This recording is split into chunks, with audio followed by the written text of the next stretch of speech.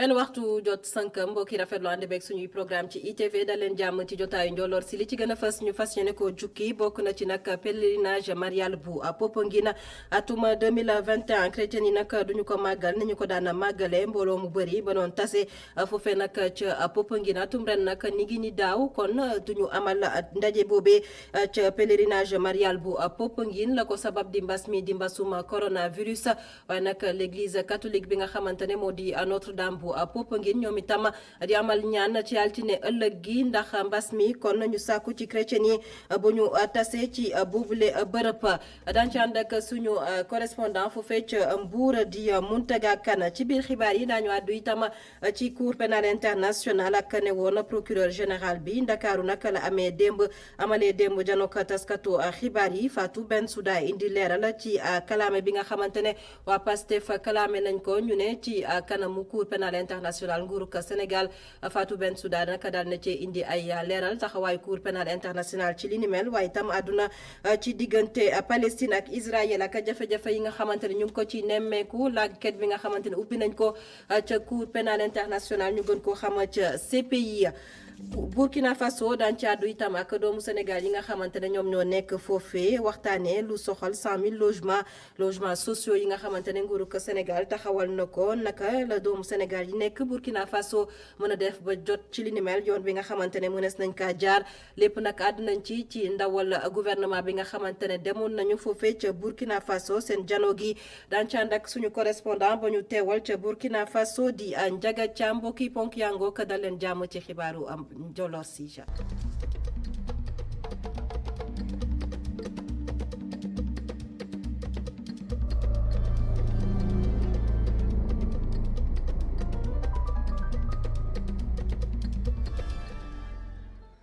gannaaw ba ñu leen nuyoo na leen ko junjee woon ci bopp xibaar yi pèlerinage marial bu Popenguine atum ren nag duñu ko amal nañu ko daan defee mbooloo mu takku bi nga xamante ne moo doon tase foofe nag ca bërëb ba di Popenguine ni ngi ni daaw nag ren duñu ko amal ndax mbas mi di mbasuma coronavirus waaye nag ay ñaan daañu ko amal ci l'église ba rawatina église Notre-Dame bu Popenguine bu ñu sukkandikoo ci ñi nga xamante ne ñoom ñoo jiite bile église ndax mbas mi di mbasuma coronavirus Mountaga Kane moo ñu teewal ca Mbour gi ca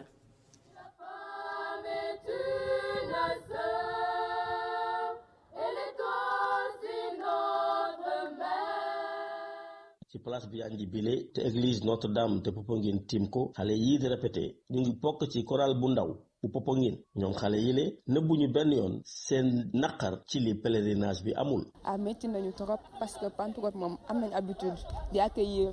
invité yi parce que Pentecôte moom mooy lool parce que nit ñi dañuy bëgg yëf yooyu du genre muy noonu daal c'est vraiment dur parce que dañ doon xaar que nit ñi ñëw pour ñu lii leen. école de formation bi nga xamante ni day tàggat ñu bëgg a doon ay sœur soriwul église bi tekkaaral bu tar moo fa am. nekkul loolu dañoo jóg rek pour def ko comme ni ma ko waxee sànq ci olof mu nekk routine loo xamante ne ñu ngi xaar rek ñëw na ñu dem ci déedéet donc am na loo xamante ne ci ñun la mun a jógee par exemple ñu ne lii neex na ñu def ko mais am na loo xamante ne du ci ñun donc gis nañu ne pandémie bi dépendaru ci ñun nekkul lu ñu bëgg mu ñëw. dafa ñëw fekk ñu donc ni ñu ñëwee fekk ñu noonu la ñu mun a ànd ak moom xeex ko ndax mu mën fiy jógee. xanaa ñu am yaakaar rek ne at bii di ñëw Covid bi dina fi jóge ba tax pèlerinage bi mën a am ci anam yi gën. Mountaga Kane gannaaw pèlerinage marial bu Popenguine ñu waxtaanee nag li nga xamante ne moo di communion ak confirmation yi nga xamante ne ñu ngi ci wàccaay li communion yi nag ñu faral di leen defee nag ci ay bërëb waaye nag bërëb yooyu jamono ji boo teelut a jóg doo ci mën a jot ndax la ñu xamle am na ñoo xamante ne jot nañoo jël yooyu les salles ngir amal fa lii di communion wala boog confirmation bu ñu sukkandikoo ci ñi nga xamante ne ñoom la ñu dénk yor gi ci yooyu les salles ca centre culturel Blaise Senghor foofee nag salle yëpp jot nañu ko joxe waaye itam fi nga xamante ne moo di ca place du souvenir la fa des nag moo di esplanade yooyu nag du ñëpp ñoo ci mën a jot ngir mën faa amal seen communion bu ñu sukkandikoo nag ci ñi nga xamante ne ñoo di gérant yi Abdourahmane li demoon na seeti leen. ñaari patio ak benn esplanade muy ay espace yu narul disponible ci bésub fanweeri fan ci weeru mai gi ñu nekk ca centre culturel Blaise Senghor muy centre bu jël yooye bërëb jox ko chrétien yi ci bés boobu ngir ñu mën a def lu ñuy woowee communion muy ay chrétien yoo nga xamante ni dañoo réserver ñaari weer ca ginnaaw. fii Blaise Senghor ñu ngi ci lu ñuy wax réhabilitation ñu ngi jekk-jekkalaat un peu centre ba tax na lu ñu fi amoon ci salle mooy salle spectacle ba ak salle exposition yi salle yoo xam ne liggéey bi pareegul mais li yàlla di def am nañu ñaari patio ak benn esplanade ay espace yoo xam ne dañ ko jagleel le 30 pour ñëpp ñi nga xam ne dañu am xew bu méngoo ak lu ñuy wax communion jot nañ ko bàyyil communauté chrétienne bi pour mu mën cee célébrer li ñuy wax communion jafe na trop nag parce que demande yi bari na loolu waaye am na ñoo xam ne dañ ci teel a jóg ñoom ñoo jot ci li nga xam ne mooy suñu espace. daanaka situation bi xew fii moo xew ca place du souvenir salle yi disponible ca bésub fanweeri fan ci weeru mai bii ñu nekk ak fukki fan ak ñett ci weeru juin gii ñu jëm muy espace su 350 mètres carrés ak beneen bu 600 mètres carrés ñaari esplanade rek ñoo fi disponible benn bu 1200 mètres carrés ak beneen bu 2500 mètres carrés 500 ak 750 000 ci suñu koppar la ñooñee ko yittewoo war a génnee bu ñu bëggee jot ci bërëb bi lay muy koppar mu ñëpp amul. espace bu nekk am na njëgam léegi nag njëg yi moom duñu wax ni comme prix pharmacie la waaw dañuy dëgëral foofu noonu rek parce que tamit Sénégal lañ nekk y a du social y a des sollicitations y a des relations aussi léegi ngeen waxtaan rek ba xool un consensus bu dëgëree ba dëgër moom waaw noonu laa ko mën a waxee mu dem këram def fi bâche et yooyu tamit c'est pas évident même parce que tamit boo demee sa koñ nga bâche fa tamit peut-être bloqué nga une ruelle waaw boo ngeen amul espace bu ngeen xam ne en général c'était prévu pour ça quoi. muy salle yu disponible am ay salle yu doyul ngir xew-xew yu ni mel balaa ñoo am tontu wi ay chrétien yu bëri ngi wër ay salle ngir amal communion wu seeni ay doom muy étape gu am solo ci dundinu chrétien yi. Abdourahmane Ly Abdoulaye Diouf Sarr moom mi nga xamante ne moom mooy maire bu Yoff daal na amal démb nag ci gaaw gi lancement liggéey yi nag jëm ci yeesalaat li di yoon bi jëm ca cité Djily Mbaye loole nag projet bi lu yemook ñetti téeméer ak ñeent fukki millions lañ ci fas yéene dugal ci nag àpp goo xamante ne daal nañ koo xam ne juróom benn weer yoo xamante ne daañu amal boobule liggéey ngir yeesalaat dem beek dikk bi waaye nag yoon yooyu nga xamante ne moo nekk ca gox boobe nag di Yoff bu ñu sukkandikoo ci kàddu yi nga xamante ne ñoom la ñu dénk boobule projet moom joorin bi nam daan nekk moom mi ngi woon foofee nag ca cité Djily Mbaye moom mi nga xamante ne moom mooy maire bu Yoff ci teewaayu suñu reporter Mame Seynabou Babou. maire wu Yoff Abdoulaye Diouf Sarr lancé na tey travaux yi nga xamante ne dafa jëm ci defaraat tali yi nekk cité Djily Mbaye projet bii nag nga xamante ne def nañ ci lu ëpp 300 millions li ko tax a jug mooy defaraat tali yi. travaux yi ak contrôle bi yëpp mu ngi jar autour de 360 millions donc loolu la ñuy investir pour réhabiliter entièrement toute la voirie de cité Djily Mbaye ba pare defar trottoir yi defar assainissement bi.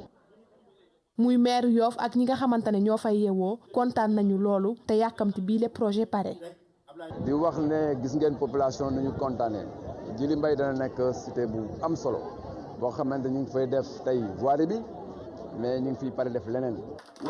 yeneen projet ñoo ngi ci yoon bu ñu sukkandikoo ci maire ak jëwriñ ju ñu dénk wàllum wér-gu-yaram moom nag li ko tax a jug mooy fexe ba Yoff bokk ci juróomi commune yi gën a développé ci Sénégal.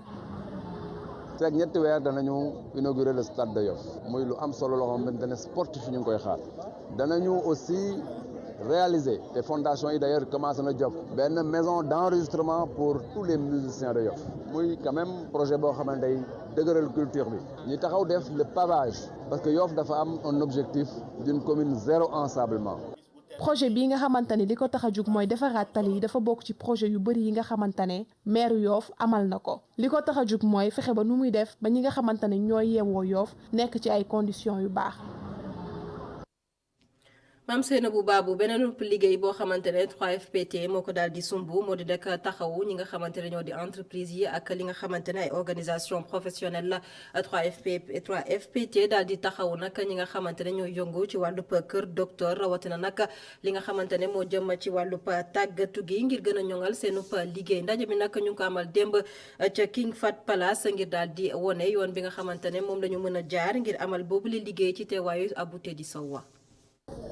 3FPT dogu si jàppale ñi nga xam ne ñooy liggéey si wàllum wér-gu-yaram ngir ñu gën leen a tàggat si fànn yu bëri rawatina formation yu méngoo ak jamono. dañoo identifier ñetti axe yu mag ci secteur santé parce que am na ay formation yoo xamante ni dafay laal directement personnel médicaux yi ak paramédicaux yi am na ci ay formation yoo xamante ni dafay laal administration établissement de santé yi am na ci formation yoo xamante ni ça concerne tout le personnel de personnel au établissement santé yëpp donc pour chaque axe grand axe yooyu dañu définir une quinzaine action wu formation yoo xamante ni ci loolu lañ leen bëgg a jàppale. naka noonu itam kilifa établissement public de santé di rafetlu lu ni mel. depuis ay at ñu ngi jàppale hôpitaux yi ci formation ndaxte boo leen ko xoolee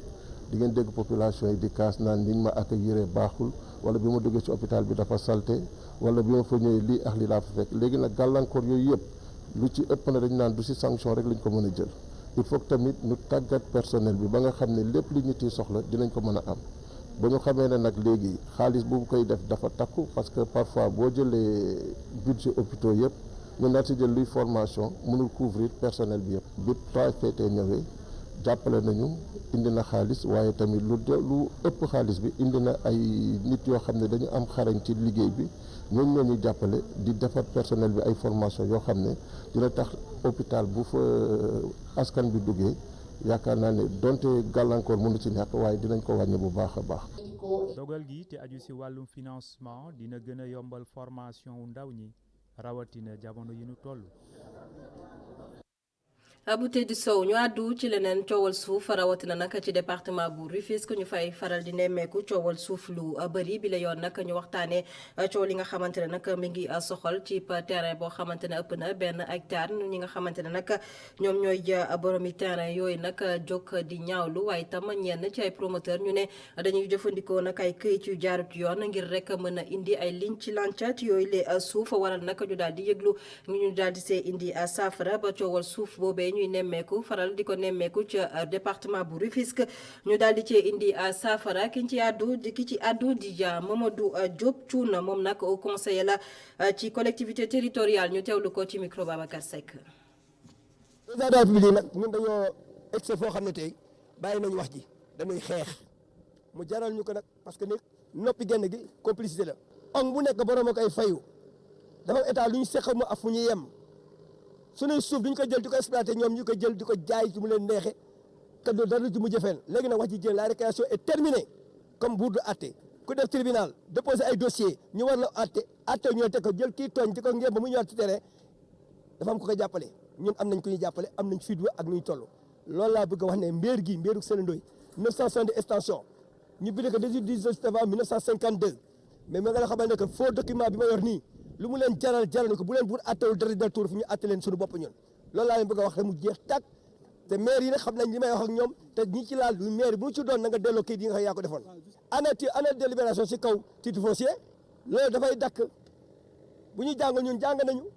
xam nga ne amul benn yoon bu mayee nit duñu délibéré ci titre foncier jàmbur te famille yu nekk di dund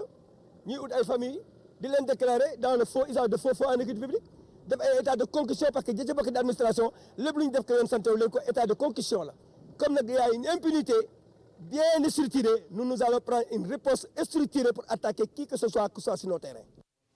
ñu des ci département bu Rufisque waxtaanee wàllub politique ak fukk ñaari section du parti démocratique sénégalais ñoom ñi nga xamante ne nag daal nañoo taxawal ab collectif DIPECO collectif des libéraux du département de Rufisque ñoom nag la leen yëkkati ci assemblée générale bi nga xamante ne jot nañu ko amal foofee nag ca département bu Rufisque nee nañu jamono ji nag parti démocratique sénégalais na muy doxee waaye tam pataaral bi nga xamante ne nemmeeku nañ ko ci bile parti démocratique sénégalais doxalin bi ci parti bi rawatina nag foofee ca département bu Rufisque ak maire bi kii nga xamante ne nag moo di coordonnateur bi di Daouda Niang moom mi nga xamante ne jamono ji lànk na ngir daal di taxawal ab conseil fédéral foofee nag ca département bu Rufisque ngir ñu mën a waxtaanee ëllëgu parti démocratique sénégalais ca bërëb ba ki ñu ciy teewlu nag di Abou Gueye moom nag bokk ci boobule collectif ñu taxawal dippee ko collectif des libéraux du département de Rufisque ñu teewlu ko ci micro Babacar Seck. muy ni parti bi ay kuréelam lompañee ci Tëngéej ci ni ñu ko mën a waxee mu mel ni daal machine bi dafa grippé collectif bi considéré ne depuis presque 2012 waaye lu jiitu loolu it am na ay responsable politique yoo xam ne fii ci Tëngéej ñenn ñi dañu génn àdduna yàlla na yàlla yërëm leen ñenn ñi démissionné donc parti bi am na ci ay fànn yu bari yoo xam ne ci section yi comme ci fédération bi am ñoo xam ne dañ leen waroon remplacer loolu yëpp ñu nemmeeku ko nemmeeku tamit ne depuis presque avant élection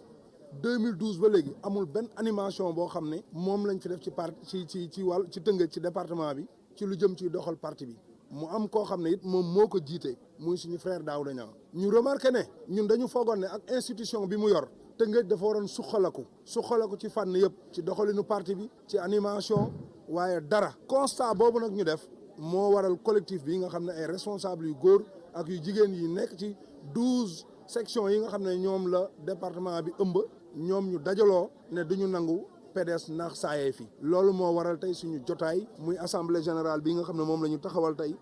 ndax nemmeeku gi ñu nemmeeku ne vraiment machine u PDS bi dafa grippé carrément.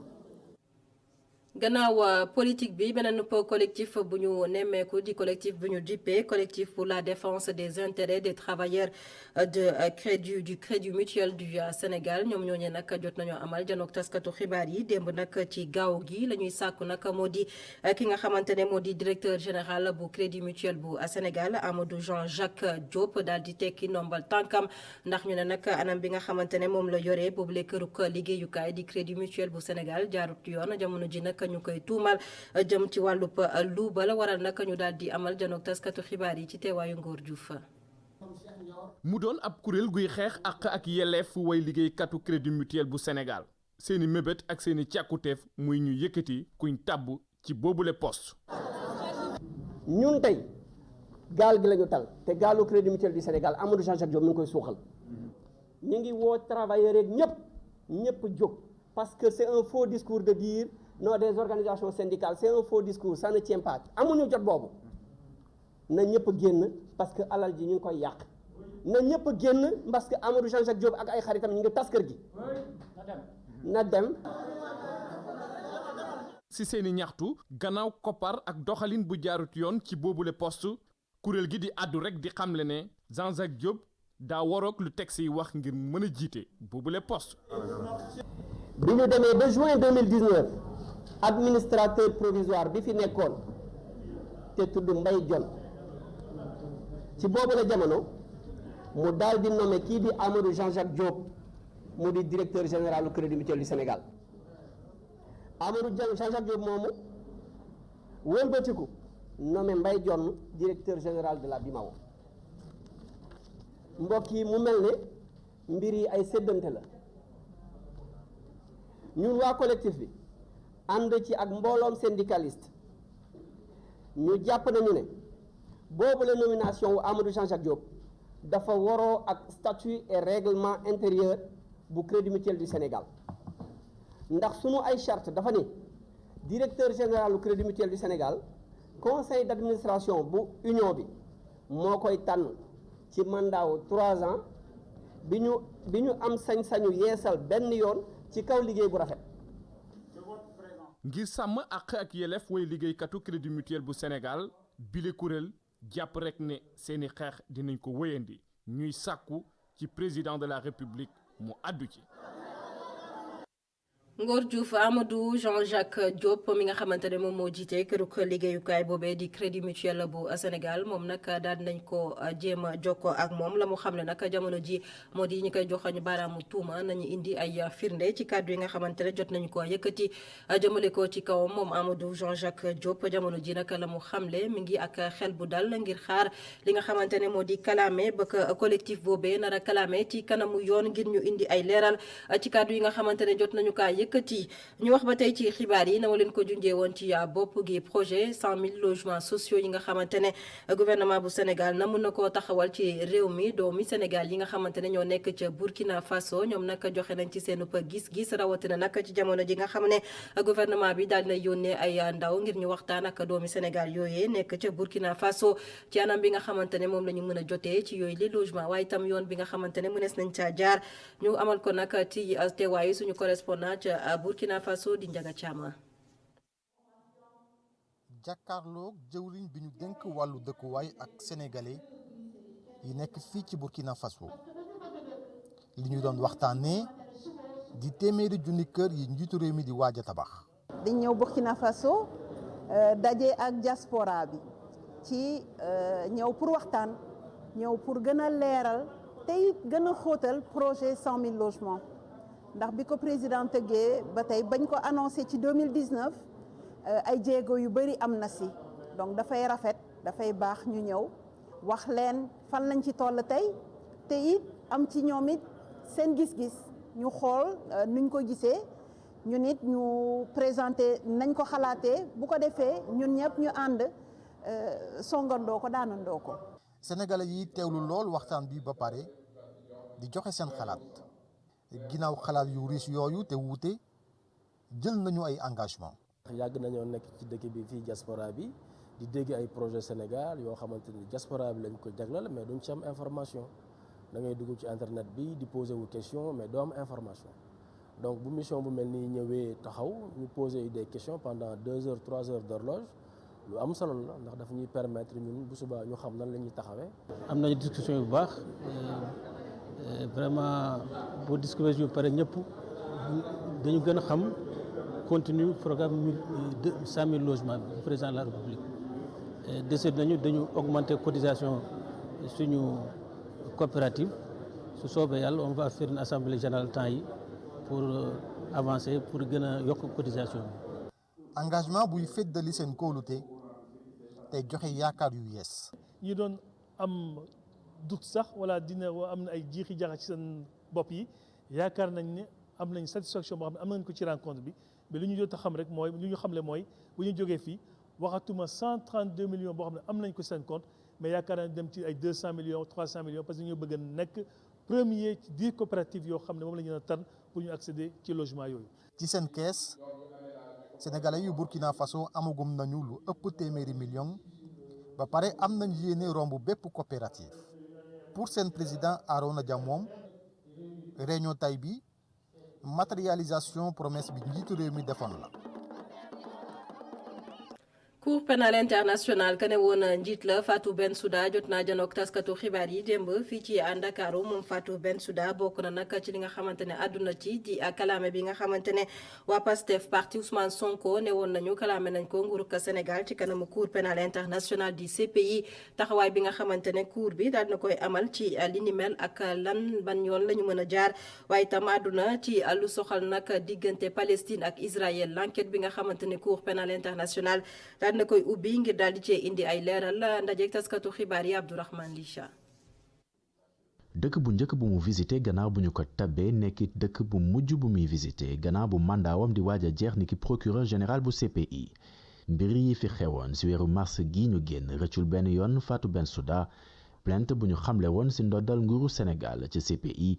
yooyu xew-xew moo ko waraloon jamono ji bu ñu sukkandikoo ci Fatou Bensouda ci càmbar xibaar yu ñu jotoon ci xew-xew yooyee lañu tollu. yéen da ngeen naan plainte waaye ñun cour pénal liñ koy ooyee mooy article 15 nga xam ne ku nekk mun naa jóg yónnee CPI ay information ne waaw lii kat a ngi xew buñ jotee information yooyu yëpp foog ñu vérifier ko dinañ seet fii kii binda ñu seet kii binda ñu seet boole yëpp seet ndax vraiment lii lu cour pénal war a seet la wala déet ci foofu lañ toll fi mu nekk gis nañ kii am na ñu bari ñu binda di ñu wax événement yi li xew ak yooyu ñu ngi koo seet. ci beneen wàll wi CPI tijji na ab enquête ngir xam kan moo def lan ci coow li nga xamante ni mu ngi wéy diggante Israël ak Palestine Fatou Bensouda ngi yégle sax ni waa Palestine ñoo njëkk saisir CPI ci coow loolu niki 2015 wante bala CPI di saisiru su dossier boobu faw mu leeroon que ni xibaar yi nga xamante ni jotoon na ko yu leer nañ la. xam nga ñun foog dinañ war a am ay preuve daal ak ay information lu wër pour wane ne cour pénal wax dëgg yàlla compétence am mu nga fa pour ñu mën a commencer bi loolu leeree nag ba set ci man ak suma équipe ci laa dem ci juge yi wax leen ne leen foog naa ne daal critères yi yëpp rempli na pour ñun ñu dugg Palestine def enquête juge yi nag mars bi passé rek la ñu décidé après 2 ans presque bi ma laajtee loolu ba tey wax ne waaw pour ñun am nañ procureur ak équipe am nañ kii bi pour mun a dugg Palestine. jëm si li xewoon ca Côte d'Ivoire ndax ñàkkoon ay preuve ay àttekat dañoo décidé woon seetal ki fa nekkoon njiitu réew ma di Laurent Gbagbo ak jëwriñ gi ñu fa dénkoon wàllum ndaw ñi di Charles Blé Goudé mu nekkoon affaire bu yomb toona lijjanti di xamlewu procureur général bu CPI. def nañ foog naa presque 2 ans waaw wala anyway passé na daal 1 year ñu di ko seet ba finalement même juge yi ñoom seen bopp mënuñoo d'accord di nga gis ne ñetti juge ne waaw ñële ñoo am dëgg ñaari juge ne déedéet procureur a am dëgg so loolu moo xew waaye man fi mu nekk nu mu munti mel comme majorité bi mooy ñett ñi contre ñaar ñi ñoo wax man li ma mun a def rek mooy ma respect seen décision dem na ba appel bi fa mu war a em na fa jeex na ñu passé loolu dem ci leneen. procureur général bu CPI ñëwaatoon na itam si daan yi nga xamante ni nguuru Donald Trump tegoon na ko si ndoddam Fatou Bensouda ñaawlu na gàllankoor yi ko daan yooyu juraloon si wàllum liggéeyam rawatina balaa nguuru Joe Biden di soppi lu ni mel. Abdourahmane Ly Fatou Bensouda procureur général bu cour pénal international gannaaw juróom-ñeenti at ci boppu cour boobee nag ki ko nar a wuutu di Karima Kane di doomu britannique wax ci tolluwaayu mbas mi ci réew Sénégal xayma bés bi fësal ne 27 ñoom ñoo génn tey amee doomu jàngoro bi ci loole nag ñu mën caa lim 24 yoo xamante ne ay cas communautaire lañu 20 nag wér nañu ci mbas mi di mbasuma coronavirus juróom-ñeent ñoo ci ne ci sauvetage ñaari doomi aadama ñoo faatu bésub démb di gaawo yemoo ko 22 fan ak ñaar ci weeru mai atum 2021 mbokk yi mu ngoog fi la ñuy yemandi ci xibaar yi amoon mbégte dégtal leen xibaar yi di wóyandi ci www.emedia.sn jaa ngeen jëf.